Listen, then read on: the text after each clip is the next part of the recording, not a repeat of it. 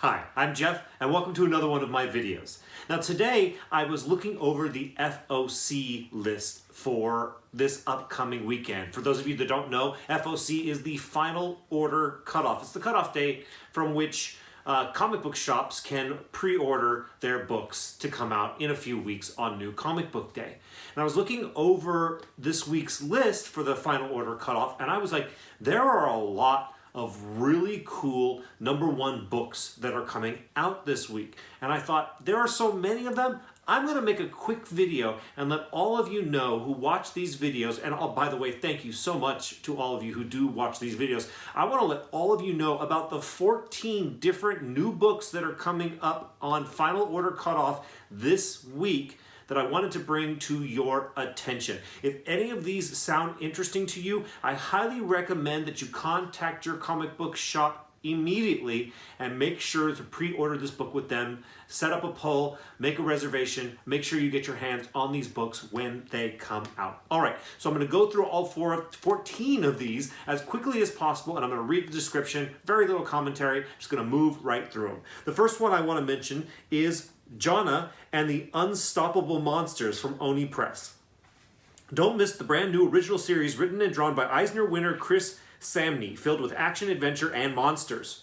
Rainbow has been searching for her sister Jonah for a year. The last time she saw Jonah, she was also the first time she saw one of the monsters that now roam the planet. They're big, ugly, and dangerous creatures, driving humanity to the brink of extinction. Though there isn't much hope for survival out in the wild, Rainbow knows that her sister is out there somewhere, and she'll do anything to find her. Well, this sounded like a cute, kind of fun story. I see the words Eisner winner, and I think, okay, that's something to pay attention to. Side note, I am presenting these to you, these 14 books, from the one that's least interesting to me, to the one that is most interesting to me. So we started off with that first one that is the least interesting to me. The second least interesting one to me is this next one, and that is Chariot, #1 from Artists, Writers, and Artisans. The Chariot was a Cold War-era secret government project to provide its star agent with a weapon unlike any other in the form of a supercharged muscle car. It sank into the ocean decades ago, and the agent along with it. Now, a petty criminal looking to reform his life has stumbled upon the Chariot, and he's about to find out that the agent's consciousness is still controlling it in this synthwave thriller. Well, it's kind of like a take on Knight Rider or something like that, but it sounds like it could be pretty cool. The next one I want to mention to you is James Bond, Agent of Spectre, #1. It says Agent of Spectre, Part 1. There's a civil war brewing within Spectre. An upstart American member of the International Criminal Organization is attempting a coup, threatening to depose Ernst Stavro Blofeld. She's on guard against Blofeld's men, so to take her out, Blofeld recruits a wild card, James Bond. With Blofeld threatening the life of Bond's friend Felix Leiter as leverage, Bond agrees. But he has a plan to use this internal strife to bring Spectre down once and for all. Will he succeed, or is this a dark path from which even 007 can't return? Well, James Bond is pretty cool, and I actually think this premise is also very cool, something you might want to consider checking out. The next one is Cult of Dracula. This is 1 of 6 from Source Point Press. Special Agent Malcolm Bram arrives at the House of the Rising Sun. This secluded compound is the home of the secretive Ordo Dracul and the scene of a horrendous crime coined the Cult of Dracula mass suicides. Mina Murray leads a documentary film crew to uncover the secrets of the mysterious cult by interviewing its enigmatic leader, Robert Renfield. Neither investigator is prepared for the gravity of the truths they will uncover. All right, I mean, sounds pretty cool. It's a Cult of Dracula story. Could be pretty interesting. The next one is 1 of 2 King in Black tie-ins. This is King in Black, Wiccan, and Hulkling, #1. It says, no time to celebrate. Wiccan and Hulkling are freshly off the marriage altar and overdue for a proper celebration. So when the Shi'ar invite them for an all-expenses-paid vacation at their glitziest beach resort, you know Wiccans already got their bags packed. but they'll have to hold the champagne because Null and his symbiote army are expanding across the galaxy. Teenie Howard and Luciano Vecchio give everyone's favorite young Avengers a honeymoon to die for. This is a King in Black tie-in that didn't need to happen, but similar to kind of like Future State, everything's getting a King in Black tie-in, so I guess these two characters needed one as well. This next one sounds much more interesting to me, though. It's King in Black, Captain America #1. Captain America is in a brutal battle to win the streets of Manhattan back from Null's forces, aided by the Winter Soldier and the Falcon, but there's a darkness inside Steve that he's struggling to shake. Can his closest friends help him through, or will he succumb to the shadows? Danny Lore and Mirko Kolak joined forces for a twisted and terrifying story at the heart of the war against Null.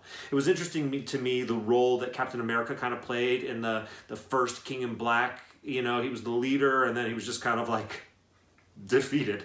So it'd be interesting to see how he's going to deal with the whole King in Black stuff. So that Captain America one actually sounds pretty interesting to me. The next book I want to mention to you is America Chavez, Made in the USA. This is #1 of 5. It says, who is America? America Chavez is incredible. Her origins, her strength, her dimension-shattering star portals. But when the foundation of everything she believes is shaken, America will stand up and face the parts of herself she's been running from. From writer Kalinda Vasquez and artist Carlos Gomez comes an explosive brand new story all about what made America Chavez who she is and what she'll do to protect the ones she loves. This is a character that I think is going to see increased popularity over the years to come. And so this might be a book that you might consider checking out. This next book is Bermuda from IDW Publishing. It says, presenting a fantastic new adventure by New York Times best-selling and multiple Eisner Award-winning writer John Layman and gorgeous art by Nick Bradshaw. There's a region of the Pacific Ocean where planes disappear, ships are lost, and traveling souls go missing, never to be heard from again. And there's an island within this place, mysterious and uncharted, an island untouched by time and civilization, where all who are lost end up. Bermuda lives here. She's 16, scrappy, and a survivor. And this has been the only life she has ever known until today. She's discovered something on her island that will either open a doorway between her world and ours, or destroy it. Okay, well this sounds like it could be a pretty cool premise. And when I see the words New York Times bestselling and multiple Eisner Award-winning writer John Layman, once again, I stand up and take notice. This might be one that you check out.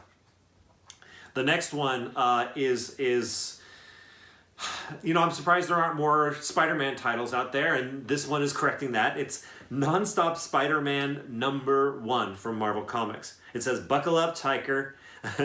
Buckle up, Tiger. Get ready for the most action-packed, pulse-pounding, adrenaline-pumping comic of all time. As the name implies, once you read page 1, panel 1, Spider-Man does not stop. A mystery at Empire State University thrusts Spider-Man into an adventure that starts in Uptown Manhattan and will take him around the world, pitting him against Marvel Universe villains, old and new, and give you a Spider-Man adventure and Spider-Man, the likes of which you've never seen.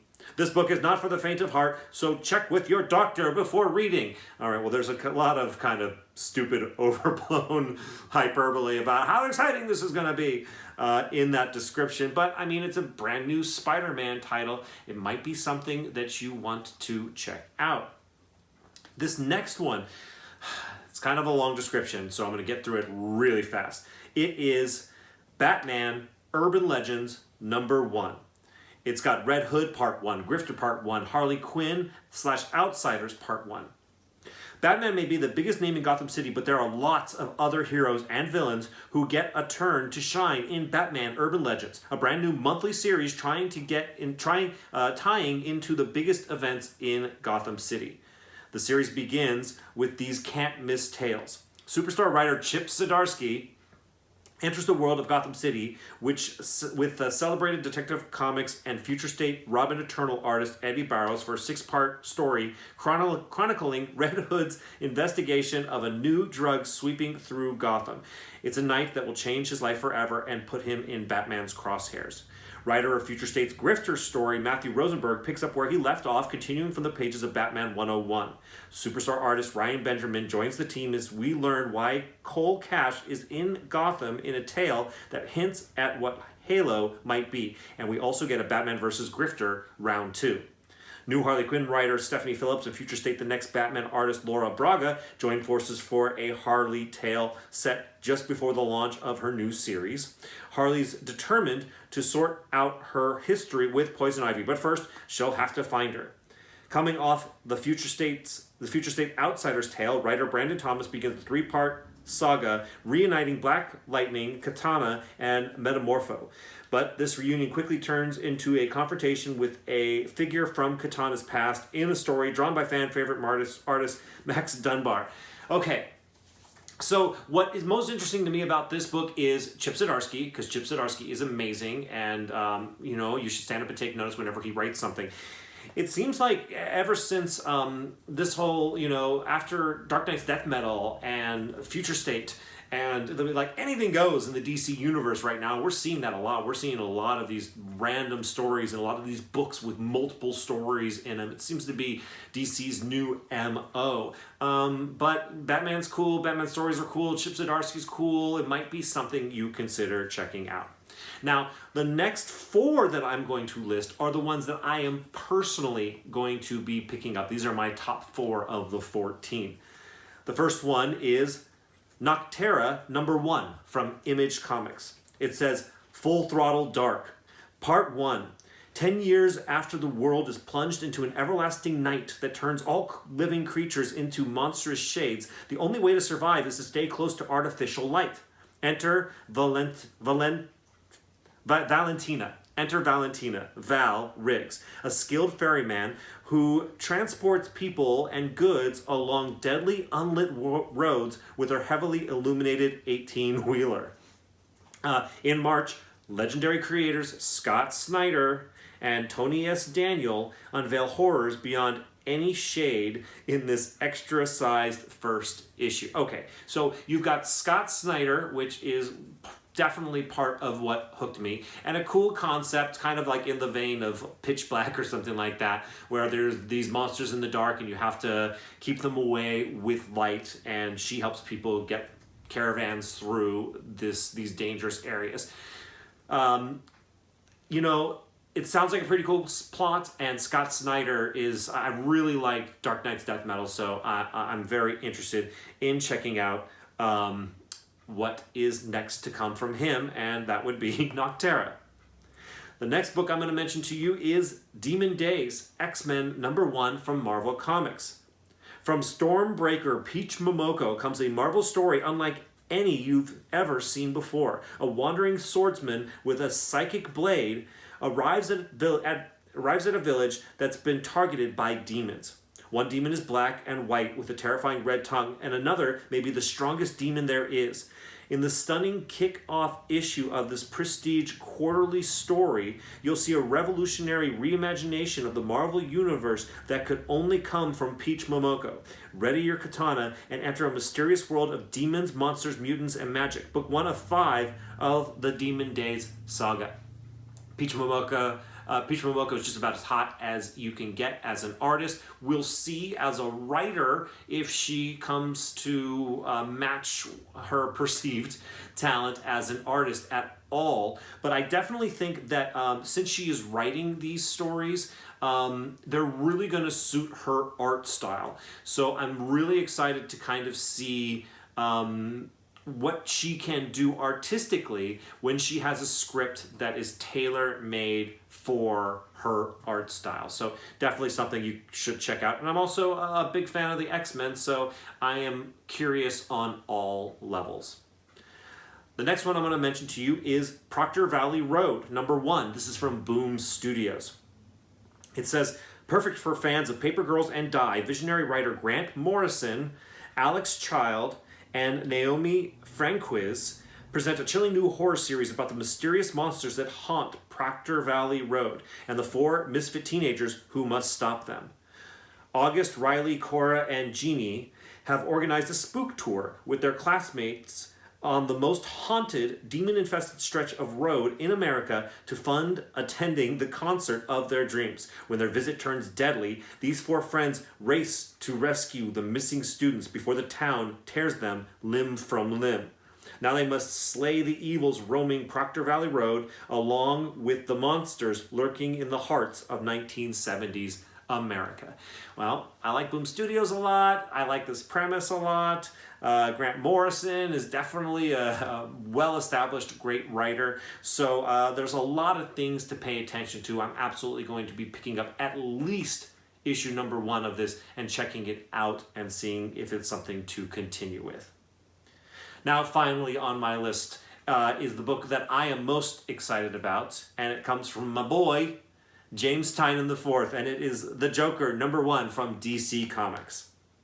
It says, following the events of Infinite Frontier #0, the Joker is the most wanted man in the world, but the Clown Prince of Crime is several steps ahead of law enforcement, and he's on the run overseas. James Gordon, facing retirement, realizes this is the manhunt of his life and the last piece of a storied career. But what mysterious and deadly forces are also in pursuit of the Joker?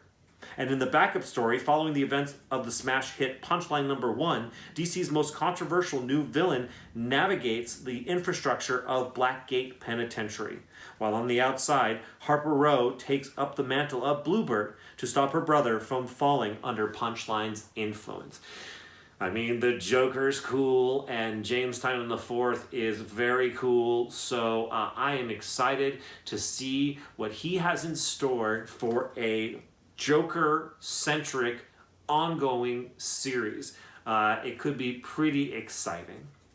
So anyways, these are all the books that I wanted to point out to you from this amazing FOC this week. There are more than I'm interested in that is typical. So I absolutely wanted to let you know as well. Once again, if any of these sound interesting to you, especially some of the indies, you know, like Proctor Valley Road, you definitely want to let your local comic shop know that you are interested in it. Start a poll, make sure that they know about it ahead of FOC so that you secure your copy in advance. If you like this FOC video, or if you have anything from this FOC video that you are you're excited about, let me know down in the comments. They're like, oh, Jeff, I'm so excited about this book you mentioned or that book you mentioned. If you appreciate me giving you this information, hit that like button. Like I always say, likes are liked very much by me. So please hit that like button if you enjoyed this content. Also, if you haven't already, please, I invite you to hit this subscribe guy right here. And make sure to also hit the notification bell, because I put out random videos like this from time to time. And that notification bell will help inform you when I do so. Thank you so much, as always, for watching this video. I'll see you in the next one.